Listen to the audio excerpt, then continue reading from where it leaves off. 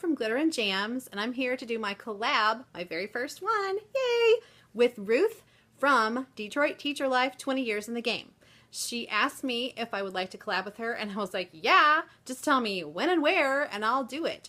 And so she came up with this great idea for low cost and no cost student engagement activities and group activities for your classroom. Because this time of year, a lot of us, guilty a little bit, have gone and bought a lot of things for our classroom. I don't do it so much anymore because I've been teaching for a while and I really don't need anything else. But a lot of us have spent a lot of money on our classrooms and don't have a lot left over for buying activities. So these are for you, and especially for new teachers.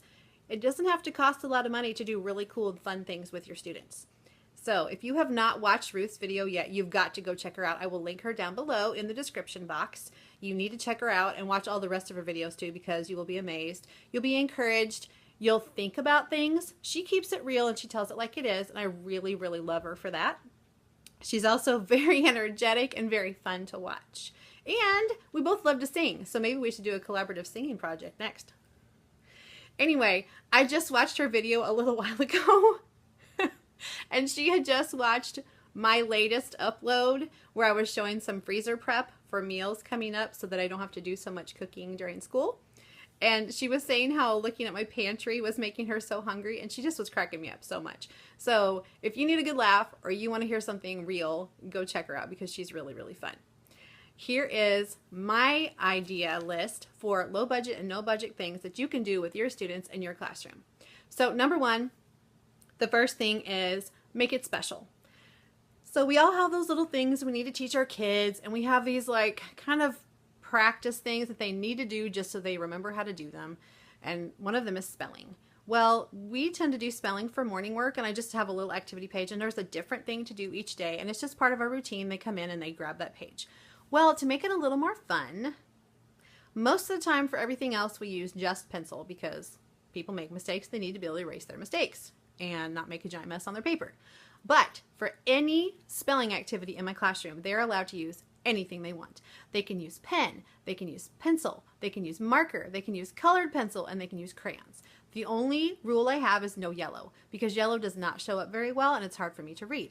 So that's the only rule. So they can use any of those things that they want. And also on Fridays when we have our spelling test, they can use any of those things on their spelling test, which makes them almost look forward to taking a test. Number two, use YouTube. We love YouTube. We learn stuff from YouTube. Why can't your kids learn stuff from YouTube also? There are great educational things on YouTube all over the place. I love to use YouTube to show books because some of the books I don't have. I mean, I do have a lot of books. I kind of have a book problem. But if I'm going to have a problem, I think a book problem is a good problem to have. Anyway, I don't always have all of the children's books that I want to use for lessons because I use a lot of books to start a lesson or to enhance a lesson or to start a conversation.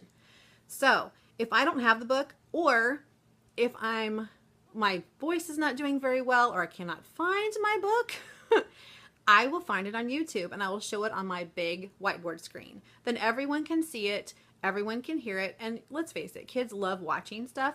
Now, I'm not saying you should stick them in front of a screen all day long, obviously, but for like 4 or 5 minutes for a book, and then you can start your lesson with it, it's a great idea.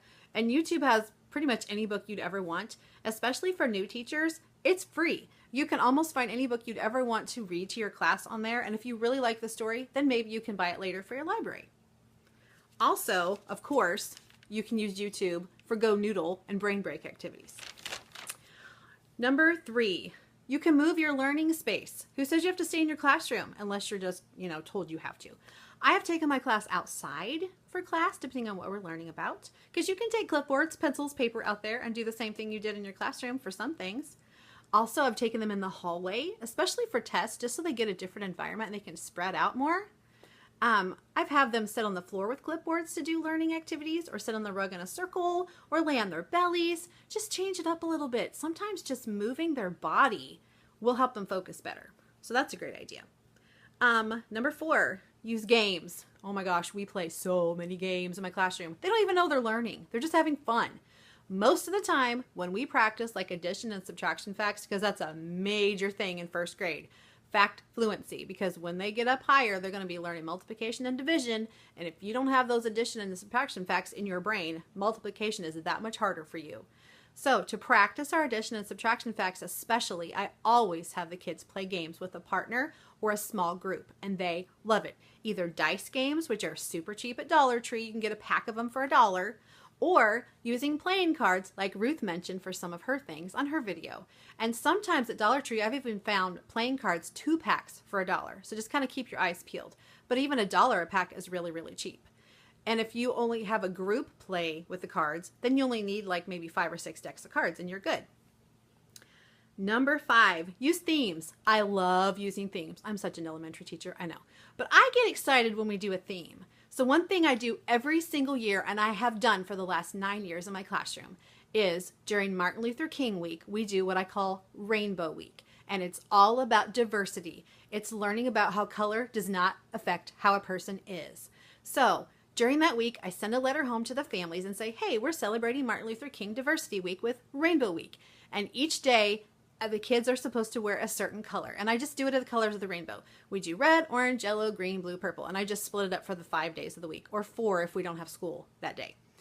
So the kids come in wearing that color, and then we use those colors for so many things.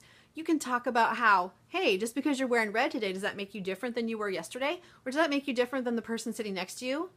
And they're like, oh. So color doesn't really matter. Color doesn't affect how you are inside. Color doesn't change a person. So it's a real eye-opener for first grade. Also, this year, or this past school year, I did what's called ABC Bootcamp, and I will link where I got this activity below, but it's from Mr. Greg from the Kindergarten Smorgasboard.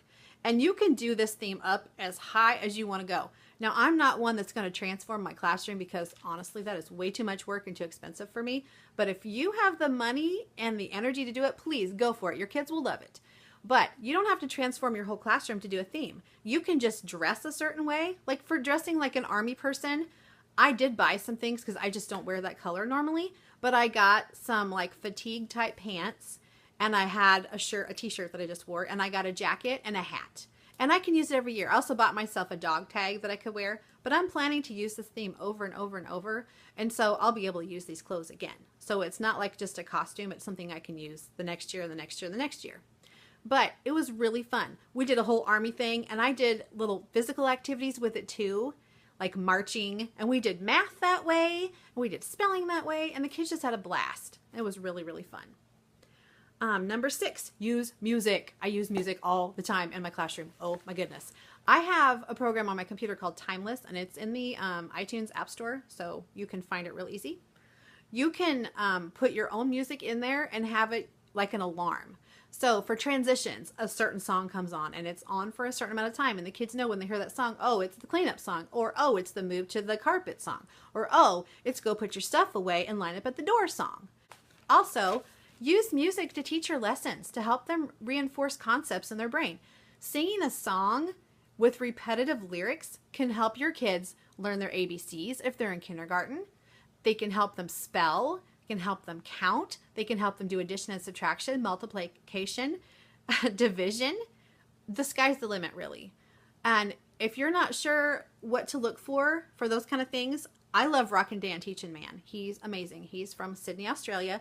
He's on YouTube. He has free videos with little animated characters by Jen Hart Designs, who's an awesome person, by the way, too. She's on TPT. But he's got amazing learning videos, and he's taught all kinds of grades in elementary, and he has a wonderful talent. So if you haven't checked him out, you really should, because you're going to love what he does. Also, I love to use Dr. Jean songs, and I think she's got some things on YouTube too. And Jack Hartmann, he has lots and lots of learning songs too to reinforce concepts that need to be repeated to get into a person's brain. So there's 3 people you can check out to help you in your classroom. Number 7, routines. Now, people talk about this all the time, but really routines are important. And it's something that you need to think about before the school year starts, because you need to know how you want things done so you can tell your kids how to do them. So we have routines for everything, and you need to teach them explicitly the first few weeks of school and keep practicing until it just becomes second nature and the kids can just do it. We have a morning routine. This is what you do when you walk in the door. We have a cleanup routine. This is what you do to put things away, and this is where they go, and this is how it happens. We have a cleanup the room routine. You need to pick up the trash. You need to throw away this. You need to sharpen your pencil, whatever.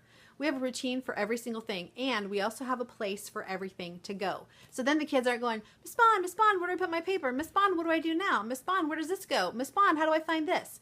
It also helps if you have a substitute teacher because the kids already know where everything is and they can just do it without even having to bug the substitute. Number 8, I use pick sticks.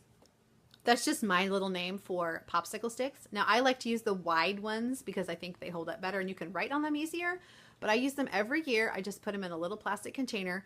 You can either number them with the student numbers or you can put the student names. And I just use those in order to draw people out to do things. Like if I need a helper and I don't have one assigned for that job, I might pull a pick stick. If I want to call on someone and everybody's just sitting there dead, I will pull a pick stick. And they love hearing their name called and they like seeing their name on the pick stick. So that's just another way to do your classroom management and kind of keep it more fun. And people don't know what name's going to come up. I also have a behavior system where it's the star jar, and when they earn rewards, they earn stars in this little jar. And I'll show you when I show you my classroom, and you'll see it. But that's how I pick who gets to put the stars in the jar each time, as I use the pick stick, and I go, oh, well, Valerie gets to put the stars in this time. Valerie, go put in 10 stars, or whatever. And they love it. Number 9, brain breaks. Oh my goodness. I don't know about you, but those days that you have professional development meetings or those dreaded back to school meetings where you hear about all the insurance options, I cannot sit there that long and concentrate. The kids can't either. You need to break up your lessons by giving them some movement activities. And there are tons and tons and tons of free ones on the internet. Check YouTube. Check Go Noodle. That's one of my favorite things, and it's bookmarked on my computer. I can just click on it and go. And the kids have their favorites. And if your kids have never been on there before, they will find favorites very quickly. They even have indoor recess, like 30, 45-minute videos on there that you can just click play, and it'll just run for that amount of time. It's amazing. My last one is play your own version of the Headbands Game. If you've never heard of it, it's the game where you have a plastic headband that you put around your head, and then there's a little card that you stick on the headband. And you can't see it, but the other people can. And the object is for them to give you clues so you can figure out what is on your card. Now you just need some like sentence strips or even just construction paper cut into strips. You can either give everyone a headband or you can divide the class in half. Now the kids that don't have a headband will go to the kids that do have a headband and give them clues to what's on their card. So you'll need to have index cards, and you can write math problems on there. So for example, if their card says 2 plus 2, the person without the headband would tell the person with the headband, hey, the answer's 4. And if they know they're doing addition facts, they're going to guess all the different combinations that would equal 2 plus 2 or 4, whatever the thing was on your card. You could also put spelling words on there and have the kid describe the spelling word, and the kid has to say the word and then spell the word. What a fun way to play. And kids love guessing games. Oh my goodness. You know how many times they come in your classroom and they go, guess what, guess what, guess what? And you're like, I don't know. It could be anything. An elephant? And they're like, no. I'm like, I'm going to let you have me choose like 3 things, and then I'm going to have you tell me because I can't handle this game. But kids love guessing games, so that would be super fun too. All right, this collab was so fun. I hope you enjoyed it. I've got many more ideas too, so maybe we'll do another collab in the future. Please, please check out Detroit Teacher's video if you have not already down in the description box, and I will see you next time. Bye.